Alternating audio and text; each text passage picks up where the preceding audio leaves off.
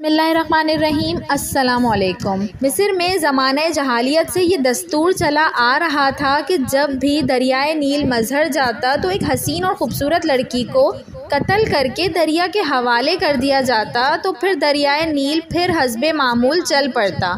حضرت عمر رضی اللہ عنہ کے دور خلافت میں جب مصر فتح ہوا اور حضرت عمرو بن العاص رضی اللہ تعالیٰ عنہ وہاں کے گورنر مقرر ہوئے تو اس وقت بھی حسب معمول دریائے نیل کی روانی ختم ہو گئی۔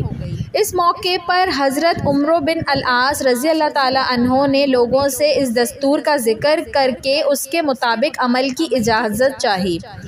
حضرت عمرو بن العاص رضی اللہ عنہ نے فرمایا کہ یہ جاہلیت کی رسم ہے، ہم ایسا نہیں کریں گے، البتہ امیر المومنین حضرت عمر سے میں مشورہ کروں گا۔ حضرت عمرو بن العاص رضی اللہ تعالیٰ عنہ نے امیر المومنین کو خط لکھا اور اس واقعے کی پوری تفصیل بیان کر کے مشورہ چاہا۔ امیر المومنین حضرت عمر نے اس کے جواب میں دریائے نیل کے نام ایک چٹھی روانہ فرمائی۔ حضرت عمرو بن العاص رضی اللہ تعالیٰ عنہ کو لکھا کہ وہ چٹھی دریائے نیل میں ڈال دیں۔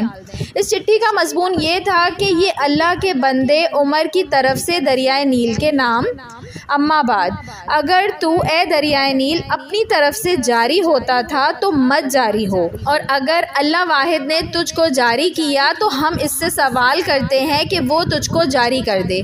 حضرت عمرو بن العاص رضی اللہ تعالیٰ عنہ نے یہ چٹھی دریائے نیل میں ڈال دی۔ ڈالنا ہی تھا کہ دریائے نیل خوب تیزی کے ساتھ رواں ہو گیا۔